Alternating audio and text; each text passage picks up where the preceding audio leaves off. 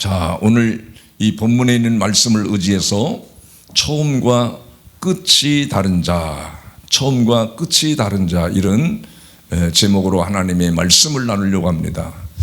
오늘 이 본문에 등장하는 인물이 있습니다. 등장하는 인물이 아사 왕이 등장을 해요. 그리고 아사랴라고 하는 선견자가 등장하고 하나니야라고 하는 선지자가 등장을 하게 돼요. 근데 유다 나라에서 이 선한 왕의 5명이 있는데 그 선한 왕이 바로 이 아사 왕도 선한 왕에 들어갑니다. 그리고 두 번째로는 바로 여호사밧 왕, 세 번째가 우시야 왕, 네 번째가 히스기야 왕과 다섯 번째 요시야 왕을, 이 5명을 그래도 유다 나라의 가장 선한 왕이다 이렇게 표현을 합니다. 근데 이 아사 왕을 통해서 우리가 배울 수 있는 핵심 메시지는, 아사 왕은 처음에 믿음이 좋았습니다. 그래서 하나님을 절대적으로 신뢰하고 의지하고 또 하나님을 찾고 종교 개혁을 단행함으로 인해서 하나님이 그에게 굉장한 많은 복을 주십니다. 근데 아사 왕의 말년에 신앙이 탈선하고 타락함으로 그가 비참한 자가 되어버려요. 이 전체 메시지에서 우리에게 주는 메시지의 핵심은 우리에게 얼마나 중요한지, 우리 믿는 신자들은 그 믿음의 신앙이 하나님을 의지하고 그 의지하는 믿음이 계속 평생을 가야 된다는 걸 가르쳐주고 있어요. 가다가 중도에 우리가 탈선하고 타락하고 잘못되지 아니하는 신앙이 되기를 우리 주님은 원하십니다. 그래서 잠언 3장 5절에도 거기에 말씀이, 그런 말씀이 기록이 되어 있어요. 너는 마음을 다하여 여호와를 뭐하라 그러죠? 신뢰하라는 거, 의지하라는 거예요. 하나님을 의지하고 내 명철을 의지하지 말라. 이 사람들이 하나님을 신뢰하다가 자기 지식과 자기의 경륜과 경험을 의지하다가 잘못되는 경우가 얼마나 많은지 모릅니다. 오늘 본문에, 우리가 본문은 읽지 않았지만 이 아사 왕 곁에는 아주 훌륭한 선견자가 있었어요. 1절과 2절에 가서 보면 그렇게 말씀이 기록이 되어 있습니다. 하나님의 영이 오뎃의 아들 아사랴에게 임하심에, 그 아사랴라고 하는 선견자에게 임함에 그가 나가서 누구를 맞이했죠? 아사를 맞아, 아사 왕을 맞아 이르되, 아사와 및 유다와 베냐민의 무리들아, 내 말을 들으라. 너희가 여호와와 함께하면 여호와께서 너희와 함께 하실지라. 너희가 만일 그를 찾으면 그가 너희를 만나게 되려니와 너희가 만일 그를 버리면 그도 너희를 어떻게 했는데 하나님은 버리시리라고 말씀하셨어요. 선견자가 아사왕에게 이 말씀을 전해줬을 때 이 아사왕은 그 선견자의 말을 듣고 믿음으로 오늘 8절 본문으로 넘어가면 그렇게 말합니다. 오늘 15장 8절에 아사가 이 말, 곧 아사라고 하는 선견자가 전해준 말을 듣고 오뎃의 예언을 듣고 마음을 강하게 하여, 마음을 강하게 했다는 건 믿음을 그가 붙잡았다는 거예요. 그래서 가증한 물건들을 유다와 베냐민 온 땅에서 없애고, 그러니까 우상 숭배하는 것들을 전부 다 제거합니다. 다 없앱니다. 또 에브라임 산지에서 빼앗은 성읍들에서도 없애고, 그런 우상 숭배를 철저히 제거하고, 두 번째 한 내용이 바로 여호와의 낭실 앞에 있는 여호와의 뭘 제거했죠? 제단을 제거했다는 거예요. 바로 오늘 우리 신학시대에도 예수님이 십자가에서 못 박혀 피 흘리심으로 말미암아 우리가 영적 성전이 재건이 되어진 사람들인 거예요. 영적 성전이 재건이 되어진 사람들은 반드시 해야 될 사명이 세 번째에 나오는 메시지가 있는데, 바로 그 메시지가 11절에 가서 있습니다. 11절에 가서 보면 그랬어요. 그날에 노약하여 온 물건 중에서 소 얼마요? 700마리와 양 얼마요? 7,000마리로 여호와께 뭐 했어요? 그렇게 성전이, 영적 성전이 세워지고, 당시에는 성전이 재건이 되고 나서 해야 될 사명이 뭐죠? 제사를 드리는 거예요. 그러니까 오늘날은 우리가 영적 성전이 재건이 된 사람은 예배를 드리는 일에 힘써야죠. 근데 얼마나 놀라운지 당시에는 소 700마리와 7,000마리의 양을 드리려고 그러면 얼마나 복잡하고 어렵겠어요. 근데 예수님이 우리의 죄 때문에 십자가의 제물로 단번에 바쳐주시고 단번에 제사를 드리시고 그 예수 그리스도를 영접하고 믿고 그 말씀을 의지하는 사람들은 바로 이 소를 10마리 드리는 것도 어려운데 소 1마리 드리는 것도 어려운데 700마리와 양 7,000마리를 드렸으니까 얼마나 힘들겠어요. 그런데 우리는 그런 거 안 드려도 마음을 다하고 성품을 다해서 바로 예수님이 십자가에 피 흘리신 그 보혈의 공로를 통해서 예배를 와서 우리가 신령과 진정으로 드리기만 하면 이 예배를 받으시고 하나님은 우리에게 반드시 은혜를 베푸시는 줄을 믿으시기를 바랍니다. 그러면서 오늘 네 번째 한 일이 바로 12절인데 아사왕이 네 번째 무슨 일을 했느냐면 또 마음을 다하고 목숨을 다하여 조상들의 하나님 여호와를 뭐 했어요? 찾기로 언약했대. 백성들에게 참 명령한 거죠. 여러분은 무슨 이유를 대지 말고 오직 조상들이 믿어왔던 그 여호와 하나님을 찾기로 했다는 것은 절대적으로 믿고 신뢰하고 그분을 만나야 된다. 만나는 신앙생활을 할 것을 왕이 선포했으니까 얼마나 하나님이 기뻐하시겠어요? 그러니까 다음 절에 뭐라고 말했냐면 13절에 보면 이스라엘 하나님 여호와를 찾지 아니하는 자는 어떤 명령을 내렸어요? 대소 남녀를 막론하고 죽이는 것이 마땅하다 하고 왕이 이렇게 명령을 내리니까 하나님이 얼마나 기뻐하시겠어요? 만약에 남녀노소를 불문하고 누구든지 하나님을 찾지 않은 자는 전부 다 죽일지니라는 이런 엄명을 권세 있는 자가 내렸으니까 그러니까 백성들이 그걸 듣고 다음 절에 뭐라고 그랬냐면요 14절 보면 무리가 큰 소리로 외치며 뭘 불었어요? 피리와 나팔을 불어 여호와 앞에 뭐 했어요? 다섯 번째 하나님 맹세를 한 거예요. 그 말씀을 우리가 진실로 확신하고 믿습니다. 우리도 하나님을 찾는 것에 기쁨으로 하나님을 찾겠습니다. 맹세를 한 거예요.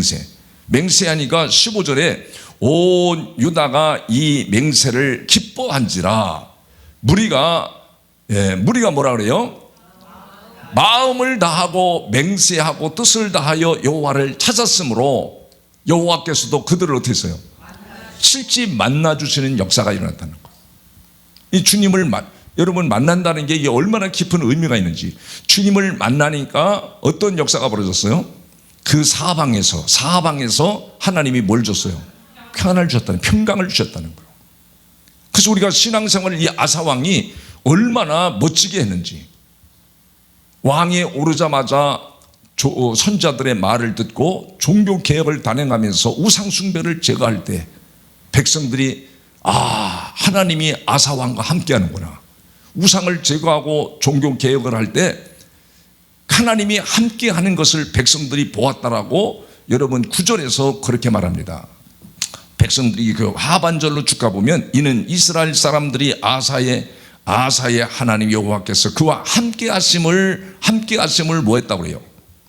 보고 아사에게로 돌아오는 자가 많았음이었더라. 그러니까 하나님이 아사 왕에게 복을 많이 주시는 거죠. 평강의 복을 주셨죠. 더 나가서 여러분 18절에 가서 보면 그랬어요. 그가 또 그의 아버지가 구별한 물건과 자기가 구별한 물건 곧 은과 금과 그릇들을 하나님의 전에 드렸으니 하나님의 전에 드리는 것을 아까워지 않고 하나님의 전에 드리니까 하나님께서는 그 아사 왕에게 어떤 복을 주셨는가 하면 여러분 19절에 가서 다 같이 한번 보겠어요. 시작. 이때부터 아사 왕 제35년까지 다시는 뭐가 없었어요?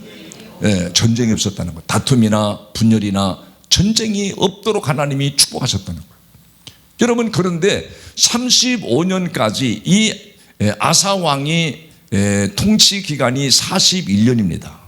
41년 동안 통치를 했는데 35년까지는 그가 신앙생활을 잘했다는 거예요. 하나님을 찾고 백성들에게도 하나님을 찾도록 만들어주고 또 하나님 앞에 마음과 정성을 다해서 제사를 드리고 백성들에게도 맹세하게 만들고 이렇게 해줬을 때 하나님이 아사 왕에게 평강을 주시고 여러모로 도와주셔서 큰 어려움이 없도록 만들어 주셨는데, 여러분 16장 1절에서 보면 그가 36년 차에 어떤 일이 벌어지는가. 여러분 보세요. 1절에 보면 아사 왕 제36년에 이스라엘 왕 바사가 유다를 치러 올라와서 라마를 건축하여 사람을 유다 왕 아사에게 왕래하지 못하게 한지라. 이렇게 이스라엘이 바사 왕이 그 유다 사람들을 왕래하지 못하도록, 아사 왕에게 왕래하지 못하도록 해방하는 일이 벌어진 거예요.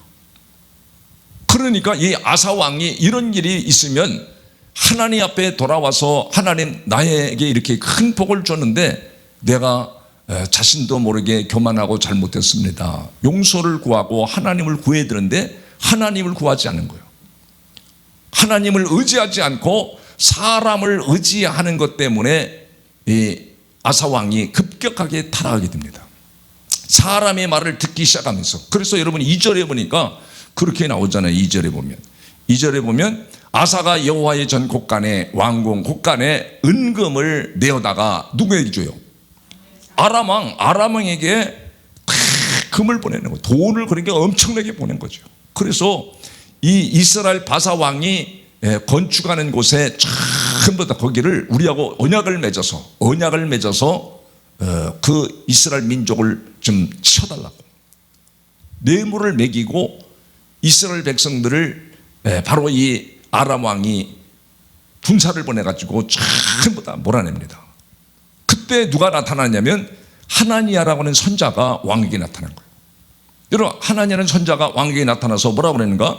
여러분 16장 7절에 가서 보면 그랬어요. 다 같이 한번 보겠습니다. 시작. 그때 선견자 하나니야가 유다 왕 아사에게 나와서 그에게 이르되 왕이 아람 왕을 의지하고 왕이 하나님 여호와를 뭐 했어요? 의지하지 아니하였으므로 아람 왕의 군대가 왕의 손에서 벗어났나이다. 하나니야가 와서 어찌 하나님을 의지하지 않고 사람을 의지해서 이런 일을 벌렸습니까? 하고 권면했을 때 그가 아사 왕이 회개하고 돌아와야 되는데 돌아오지 않았습니다. 오히려 9절에서 보면 그렇게 말합니다. 9절 여호와의 눈은 온 땅을 두루 감찰하사 전심으로 자기에게 향하는 자들을 위하여 하나님을 뭘 주셔요? 능력을 베푸시나니 이 일은 왕이 망령띠 행하였은즉 이후부터는 뭐라 그래요? 왕에게 전쟁이 있으리라. 이런 말을 하나니야가 선자가 전달해 줬을 때 아사 왕이 이 말씀을 듣고 어떻게 읽었어요? 여러분 이 말씀을 듣고 선자님 우리가 그러면 어떻게 해야 되겠습니까? 선자에게 가까이 하고 선자의 말을 들어야 되는데 오히려 아사 왕의 마음에 분노가 생기고 분노가 생겨서 다음 절에 뭐라고 했냐면 아사가 노하여 선견자를 어디에 가뒀어요? 옥에 가두었으니 이는 그의 말에 크게 노하였으며 그때 아사가 또 백성 중에 몇 사람을 어떻게 했어요? 학대하는 일이 벌어진 거예요. 여러분 사람들이 이 땅에 살아가면서 신앙생활을 처음에는 잘했습니다. 전반전은 정말 너무너무 잘했어요. 인생의 전반전까지. 여러분 인생의 전반전이 지금 50까지는 잘 믿었어. 후반전이 언제까지 가요? 100세까지 가는 사람이 있고 또 어떤 사람은 80까지 가고 어떤 사람은 70까지 가고 많이 가면 여러분 80까지는 가잖아요 다. 예? 우리 교회 80 넘은 분이 한 분 있잖아요. 한 분. 우리 박 권사님. 나머지는 다 80이 안 됐잖아요. 그럼 90까지도 갈 수 있는데 후반전을 잘해야 된다. 후반전을. 이 아사왕은 전반전도 잘하고 후반전도 정말 잘 믿었는데 언제 잘못됐냐? 추가 시간에 급격하게 분노가 일어나고 선제의 말을 외면하고 그래서 그 마음속에 울분이 터지고 분노가 터져서 선자를 핍박하고 옥에 가두는 일이 벌어졌어요. 선자의 말을 들을 때는 그 믿음이 좋았는데 선자 말을 안 들을 때는 그가 마음에 분노가 일어난 거예요. 격동이 일어난 거예요. 여러분 우리는 이 땅에서 사는 동안에는 반드시 끝까지 신앙생활을 잘해야 되는데 신앙생활을 잘 못하게 되는 이유는 왜 그러냐? 그는 마귀 사탄이 있고 어둠이 있기 때문에 그렇습니다. 어둠이 없고 마귀 사탄이 없으면 우리는 신앙생활을 처음 믿었던 신앙, 은혜 받을 때 그 믿음이 죽을 때까지 가는데 그렇지 않은 거예요. 이 땅에는 원수마귀가 들끓고 사탄이 들끓고 있기 때문에, 그렇기 때문에 언제든지 사람은 미혹을 받고 또 탈선하고 타락하게 된다는 거예요. 그래서 우리가 마지막 추가 시간까지 정말 마음을 다하고 여호와를 신뢰하고 의지해서 믿음으로 나갈 때만이 바로 여러분이 끝까지 승리한다는 사실을 기억하시길 바랍니다. 여러분의 신앙을 한번 돌아보시길 바랍니다. 이 아사왕이 얼마나 불행한지. 여러분, 그래서 예수님의 제자들 중에도 얼마나 예수님이 가까이에서 죽었다 살아나는 사람, 이적과 기적을 눈으로 체험하는 걸 보았으면서도 불구하고 여러분 한순간에 예수님을 팔아버리잖아요. 요한복음 13장 2절에서 보면 그럽니다. 마귀 사탄이 가룟 유다에게 예수를 팔려는 생각을 넣어버리니까 예수님을 파는 일에, 배신하는 일에 앞장서 버리더래. 그렇게 우리는 끝까지 주님을 의지하는 믿음의 말을, 또 복음의 말을 듣고 여러분이 순종해야 돼요. 여러분이 히브리서에 가서 보면, 자 보세요, 다 같이 시작. 그가 아들이시면서도 받으신 고난으로 뭘 배웠어요? 순종함을 배워서, 다음 절, 온전하게 되셨은즉 자기에게 순종하는 모든 자에게도 하나님은 뭐라 그래요? 영원한 구원의 근원이 되시고, 예수님은요 고난이 있음에도, 십자가를 짊어지는 게 얼마나 고통스러운지, 그런 고통스러움을 있음에도 불구하고 아버지의 뜻에 어떻게 했어요? 끝까지 순종함으로 많은 사람도 그 순종함을 전달해 줬다 이거예요.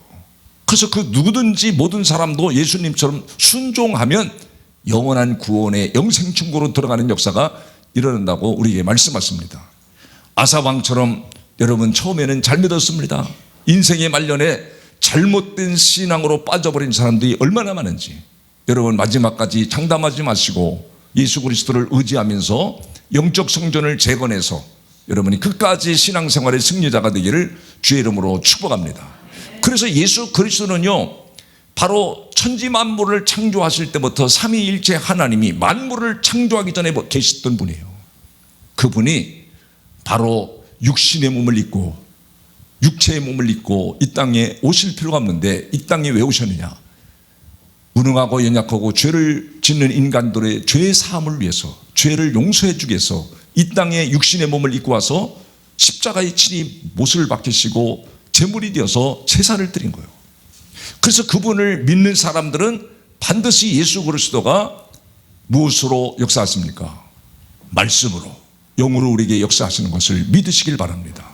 그 예수님을 믿는다고 말만 했지, 우리는 믿는 것이 말씀으로, 영으로 우리와 동행하시면서 오늘도 하나님께 영광을 돌리게 하시고, 여러분이 그 영으로 듣는 음성을 들어야만이 여러분이 끝까지 잘못되지 않냐고, 인생의 실패자가 되지 않냐고, 승리자가 되고 끝까지 여러분이 영생천국에 들어가는 축복의 주인공이 된다는 사실을 믿으시기를 바랍니다.